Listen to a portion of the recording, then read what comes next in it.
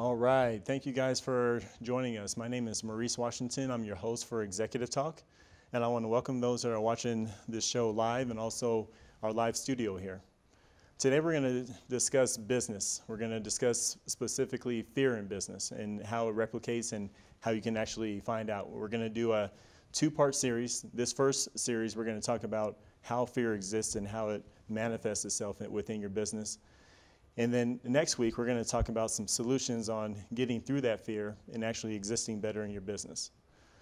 So before we get started, what I would like to do, and again, the title of the show is called Fear Has a Family Tree, and this is part one. So before we get started into the content of the show, I want to go to our studio audience and ask you, what about your business do you seem to fear the most? So if I can get a couple of volunteers and say your name and also the name of your business, that would be great.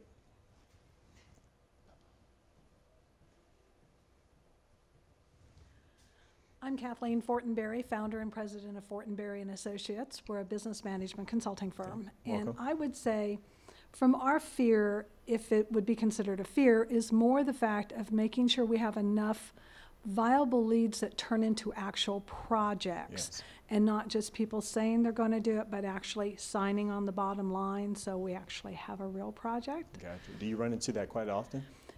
Lately, it's been more often. I don't know if it's because times are tough, and although there's supposed to be the recovery, people are still a little cautious with their money, and Okay. so they're not going forward as quick or even as often as they normally would. Gotcha. Okay. Thank you for that. Who else do we have? My name is Mark Spencieri, and I have Express Bail Bonds. And I was looking at your tree that was up previously, and there's a lot of issues on there that you can tie in definitely to what I deal with continually. Okay. I would say revenue, having enough revenue to have an enjoyable life and to keep the bills paid is kind of the constant challenge. Yeah. Like I think she was mentioning the recovery of the economy. I think some people are challenged financially. They're struggling with underpay or completely out of work, and so Sure. I need to get my source of income to pay my bills, take care of my personal expenses, my business expenses, and so basically I try to find myself trying to get the leads, like she talks about. People call because I'm a bail bondsman, they're in jail, and so they need my service or one of my competitors usually. Yeah. And so I want to give a fair price that's profitable for the business and also competitive with my competitors, and I actually get the lead, hopefully, is Right. what I find myself. I don't want to undercut myself too much to try to Absolutely. land a lead. Right. So So it's revenue is kind of probably one of my biggest things. Right. Okay. So it seems like a constant cycle of trying to get the business, but then making sure you have the right price, and then the constant flow of business is just kind of all circulates in there. Is that what you're saying? Yeah, definitely, definitely trying to get the leads and then trying to close them into a customer and Right. making the revenue. Absolutely. Okay. Well, thank you. Okay. Thank you. Hello. Hi, I'm Shannon Catalano of Pilates Vita of Denver. Okay. And my big fear is money. I came from the corporate world. I had a paycheck regularly coming in, and I had a retirement plan and benefits. And to not have any of that all of a sudden is so scary. Absolutely. And so that's my big fear. When can I start spending money? Because right now, everything is pared back, and I'm just very fearful because I want to be prepared. I want to save for the future, and I want to make sure that I'm making the right steps Absolutely. to make that happen. Okay. Thank you. So yeah, money seems to be kind of that constant issue within business, right?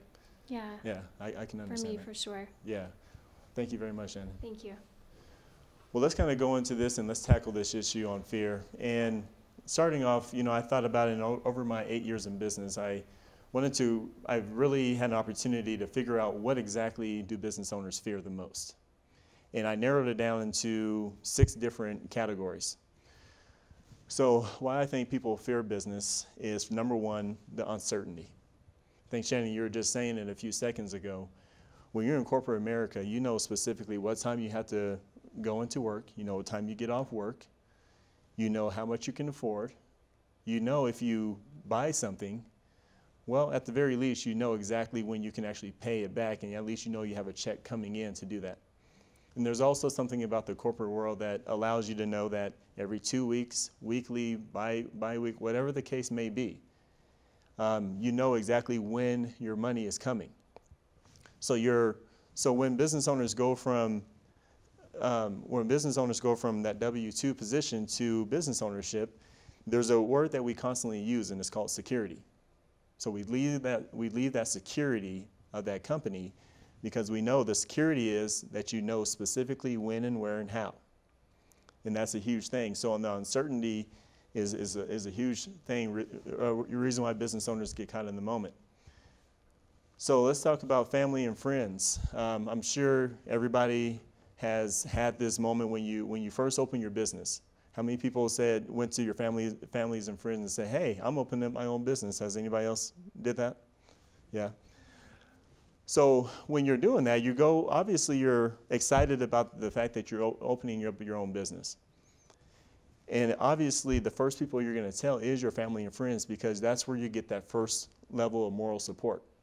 Because you already feel crazy for opening up your own business, from going from security to opening up your own business.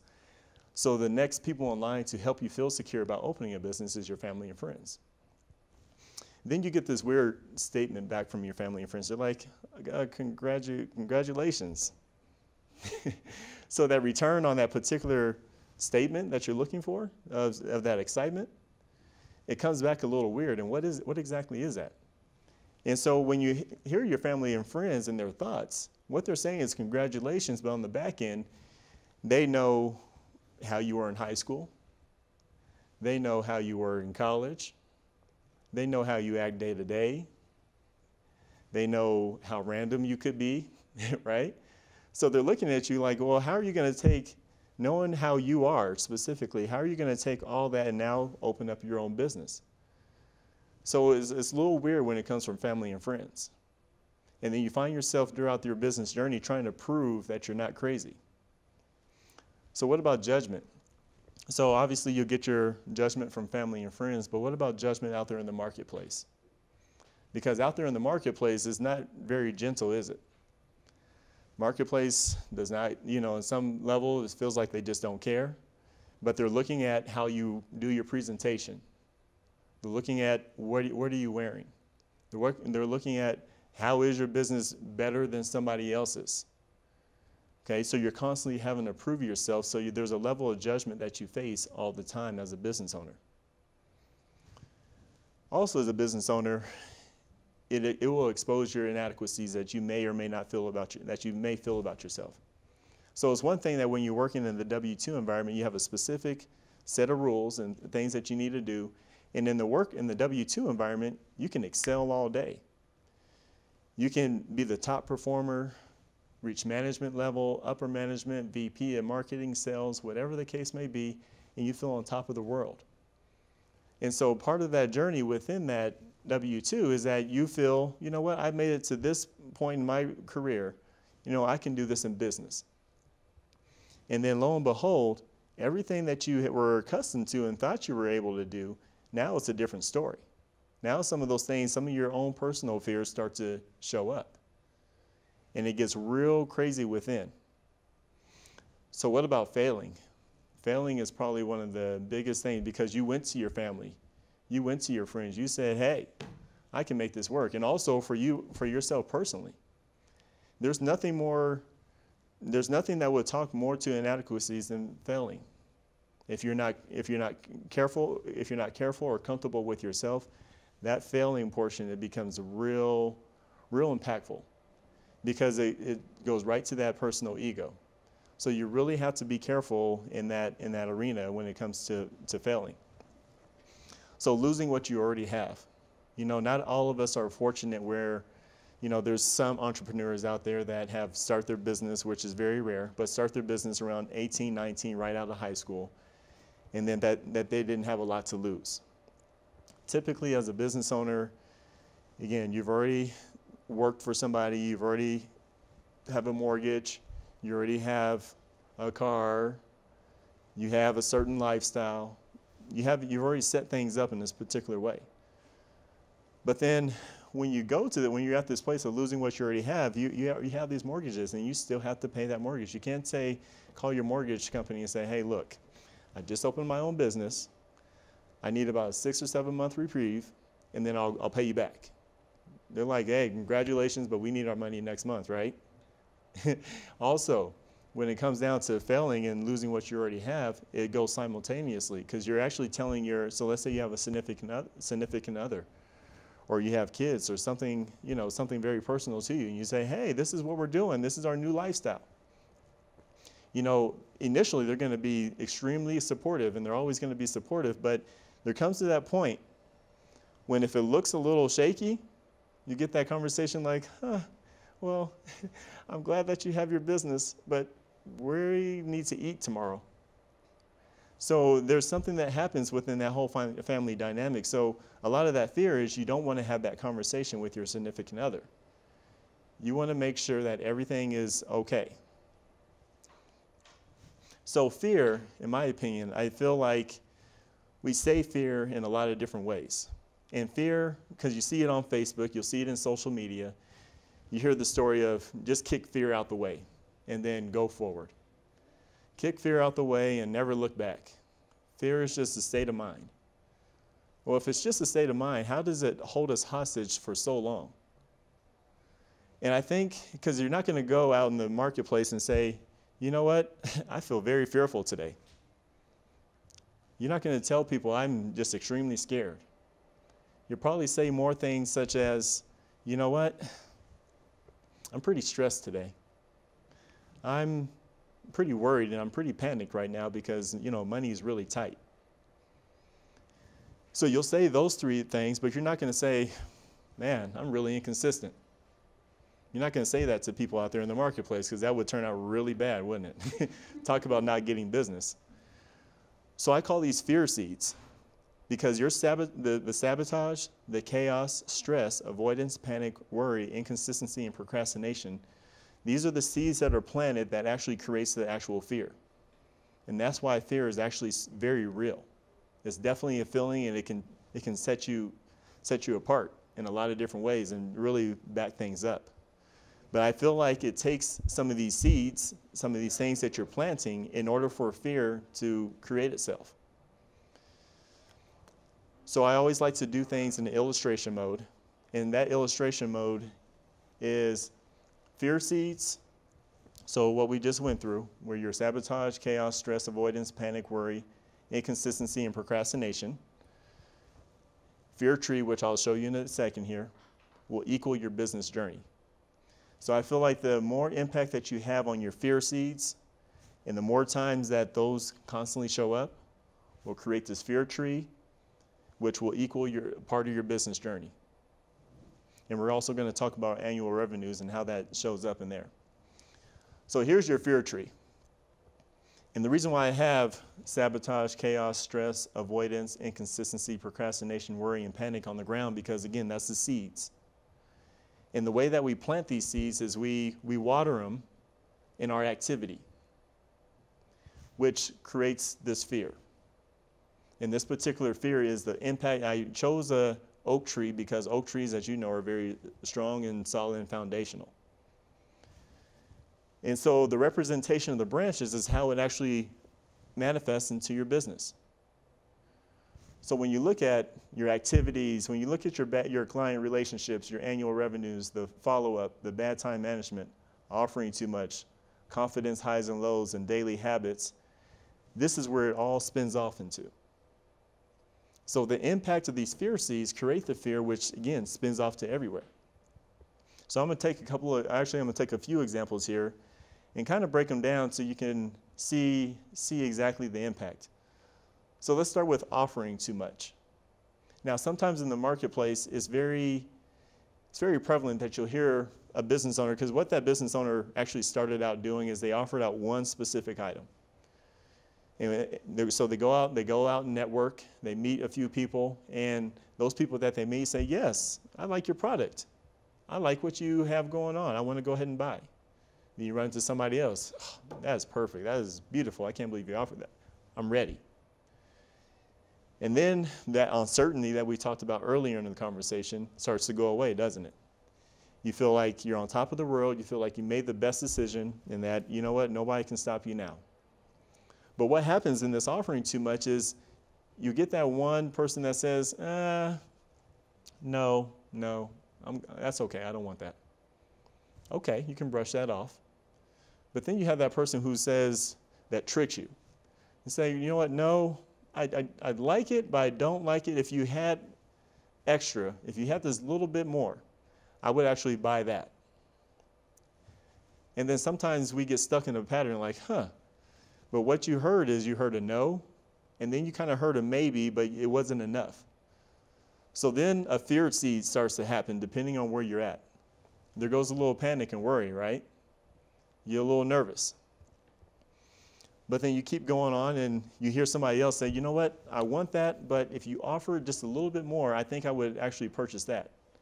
So what happens with this business owner sometimes, in some cases, they end up adding more services to their company. So once they start adding more services to their company, they're like, okay, so next time I run into somebody else, I won't have to worry about them leaving my doors. They can buy from me, and I can feel in that confident place again. So once you're in that confidence, so then you offer that, and then that person says, okay, yeah, that's perfect. So you feel alive, feel like you made the right decision, and no longer do you have that panic and worry. And then somebody else comes along and says, well, if you added this, I would actually buy from you because I like you. Those two things aren't working. So you keep on offering more so that way you don't feel that fear of loss. So then with the panic and worry, if you start doing that, is you can't really be effective with that client. So what happens is there's a panic, there's a worry situation happening, and then there's a stress, and then your business becomes extremely chaotic because there's too much on the table for that particular business owner to even manage or handle. So and that's what creates a strong fear tree. So what about bad time management? I'm sure everybody's had some situations where time management has been an issue, okay? There's a specific few that are pretty good at time management, but sometimes you get lost in your day because there's so many different variations. So let's think about time management. What does time management create for you? I think bad time management, it worries you.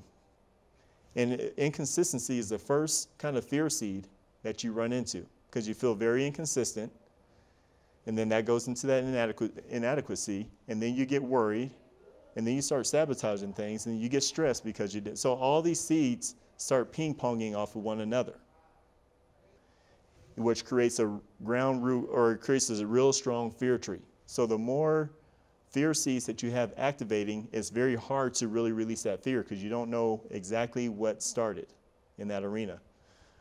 In annual revenue, something that we discussed earlier in the conversation, that's always a tricky one because annual revenue can actually be very deceiving.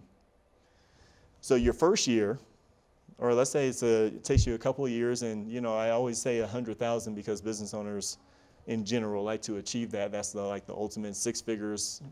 Of course, 7 figures, it would be better, or whatever. You know how business owners are. So that 6 figures, let's say 100,000 is their goal. So let's say they hit that. So they hit the goal, they feel on top of the world. There's no fear whatsoever. Okay, there's no fear seeds or anything that's happening because they reached their goal. The thing that's not addressed in that goal, because the things that's not addressed in the annual revenue goal and actually achieving it is how much work did that person have to do in order to achieve it? Okay, does their wife or significant other or do their kids know them anymore? Probably not, because they probably just worked all day and all night and then made it work. Or let's say the economy was just at the right time, at the right place for that particular company. So then you just jump on it. But then let's say the market shifts the next year. Because typically this business owner will say, okay, I am ready for employees. I'm about to live the American dream.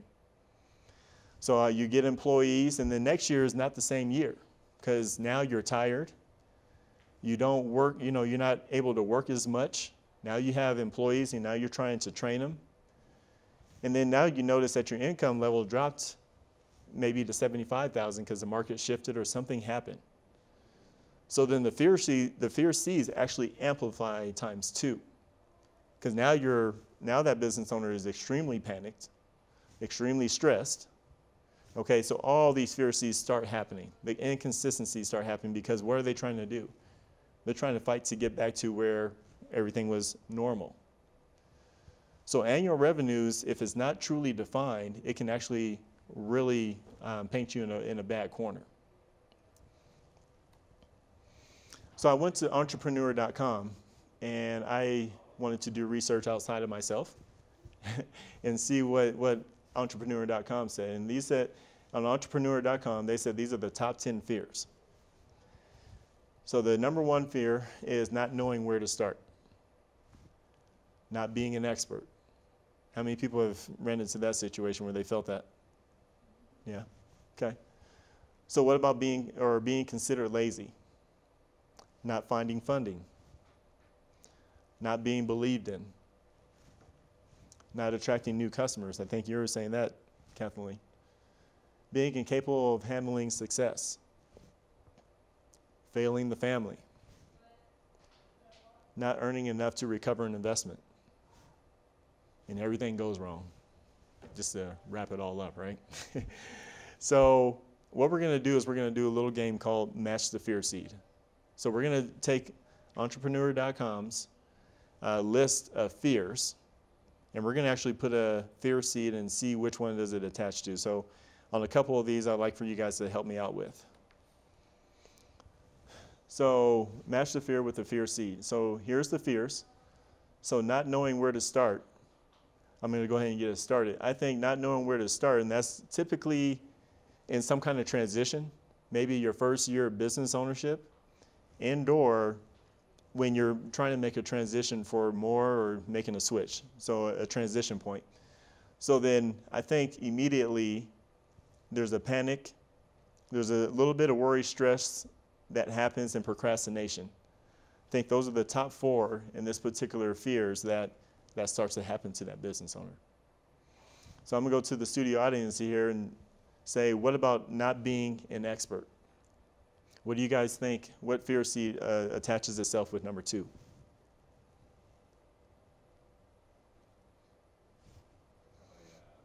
And come up to the mic. On that not being an expert, I suppose it would be sort of a worry, panic, and maybe some sabotage where you're doubting yourself would be some of my ideas on that. Yeah, absolutely. I agree. Any other thoughts? Or would you guys generally agree?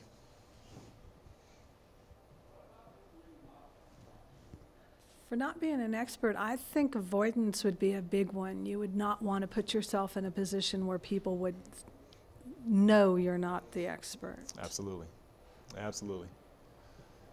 Because that's that level of being exposed, right? Because people are gonna call you on stuff or ask you specific questions, and if you don't have that right answer, it's definitely a vulnerability point for a business owner to experience. So yeah, you're right. I think all those are correct, and that creates a level of procrastination as well. So being considered crazy, we already discussed that. That's kind of like that whole family situation, okay, where you're talking to your family and friends, they immediately feel like you're crazy. So that creates a little bit of procrastination and probably some avoidance in some areas. What about not finding funding? I'm sure that's a different one. Anybody want to take that? All right, I'll take it. So worry. I think not finding funding is a worry. Okay, because when you're not able to find funding, it's your ability to feel that security right away. Because I feel like when you're looking for funding, you're looking for a lump sum of income in order to help your journey. So that way your first year or that particular transition is not as bad. So that creates a lot of worry, stress, and also a little bit of panic. So what about not being believed in?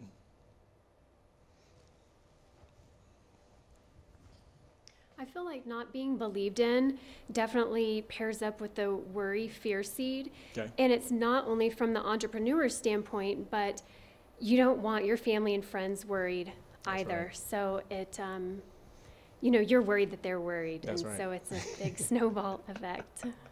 That's absolutely correct. Thank you. And that is it. That worry. And the worst thing about the worry is that it doesn't just stop with you, does it? As soon as people start feeling that you're worried, people obviously care about you. So your family's going to start worrying. Okay? Your husband, significant other, they're going to start getting worried. And the worst thing about them getting worried is they're going to come back with a kind of a different response, aren't they? Well, why don't you just get out of that? Why don't you just stop doing your business? And that's almost one of the worst statements that you can hear from that significant other or family member or friend or that trusted person. It can set you back maybe. Talk about that worry, compound interest, that procrastination, that sabotage. Because if you start believing, if you're not strong enough in that particular moment, it will come back and bite you and you'll start making reactive moments towards that. So I think that one is a huge one. It sounds very simple, but the compound interest on that is not good. So I'm sure this one, you guys are saying this earlier, but not attracting new customers.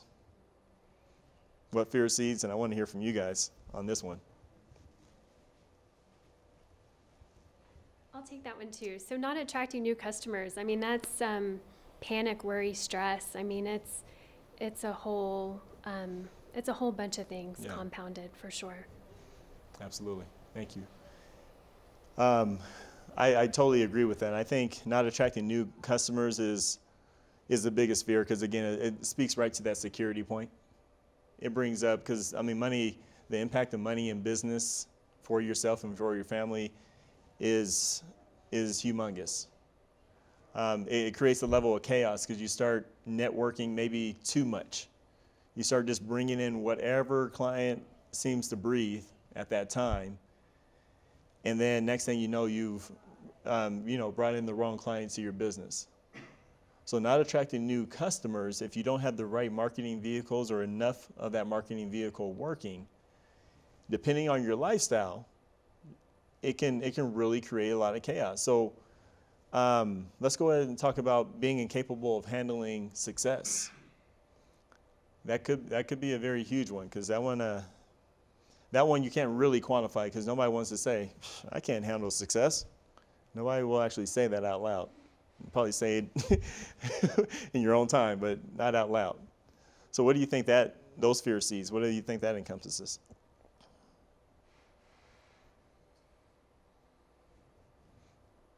Somebody. So I'm thinking that not being able to handle success, incapable of handling success, might be some sabotage, maybe making bad decisions. Would be one of my biggest things, probably. Yeah, absolutely. I agree with that 100%. And thank you for that. Being incapable of handling success, you never really know, because it doesn't show up. It seems, because a lot of people, when you say incapable of handling success, well, when you have to overthink a lot of things.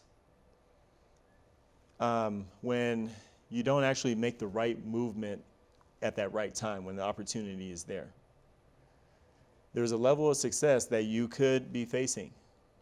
And sometimes opportunities come around, they'll come around again, but it probably won't show up in the same way. Because it's being incapable of handling success. If you go too far in the pattern of your business, you've already created enough barriers to where that same opportunity won't be the same. You'll probably have to work at it a little bit harder even to gain that opportunity. So this one is a very detrimental one to business owners. Failing the family. I think that creates panic and worry and stress big time. Because I don't think it's going to be avoidance, procrastination, or sabotage, because you're so worried that you don't even have time to avoid or procrastinate or sabotage. So the stress on the impact of the family is you don't want to have that conversation. of we need to move, or I'm starting over, or I actually can't do it. I don't know what I was thinking, but I can't do it. It creates a whole nother conversation that you don't want to have. So that's where that worry and stress comes in. So not earning enough to recover an investment. You know, I think that one's a huge one, because in the situation as a business owner, if you get a lump sum of cash, if you find a venture capitalist or an angel investor or an investment into somebody else's business, if you're not able to recover that investment in a timely fashion, immediately it's going to be the panic, worry, and stress. And that's how you're going to operate your business in that arena. So what happens in that not earning enough to recover an investment is maybe you weren't under, so when you're doing that, what you have to do as a business owner is you actually have to find what exactly is the right amount of investment that you need for your business, because you can put yourself into a bad position. And I think number 10, where everything goes wrong, I think that one is extremely huge, because it speaks directly to that uncertainty.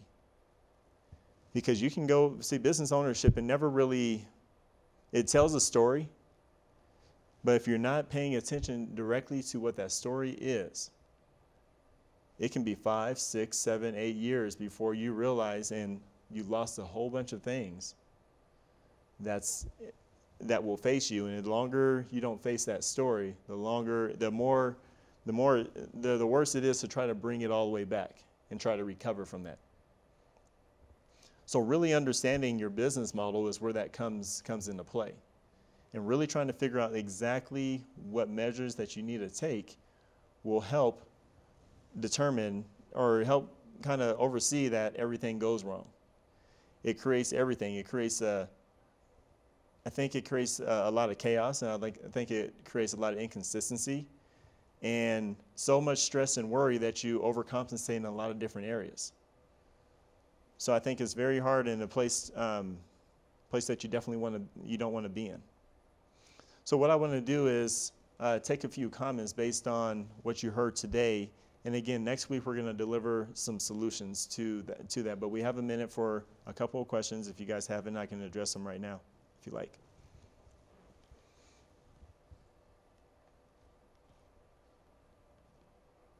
So no questions? So I was curious if you have any suggestions on marketing and new up and coming marketing ideas and networking, and what your thoughts are on some of those things. When it comes to those things, I think your marketing, I think right now options. We have SEO, we have networking organizations, we have networking events, we have chambers. And I think the only thing that really will truly answer the question of marketing and try to get those clients is, I think it's specific to your business model. The stronger your business model is and the stronger and more definitive it is, will help you actually market so you can get the right answers. And I think that's really what it boils down to. It's not any kind of new age stuff. It's making sure your business model is strong enough and it identifies the areas that you need to market and where you need to be. So that's my question to that. Okay, great. Thank you. Thank you, Mark. So what I want to do is turn everybody's attention real quick. We're going to go ahead and wrap up the show and speak next week. But I would like everybody an opportunity to go visit us on Facebook. Visit us on Facebook. We're under Executive Talk. You can follow us on Twitter under Exec Talk. And also we have a meetup group under Executive Talk Business TV Show. And we also have our Instagram under Executive Talk. And so what I'd like to do is thank you, the studio audience, for your thoughts, your concerns, and really helping us address this show. And also those who are watching online, and we'll see you next time. Thank you very much.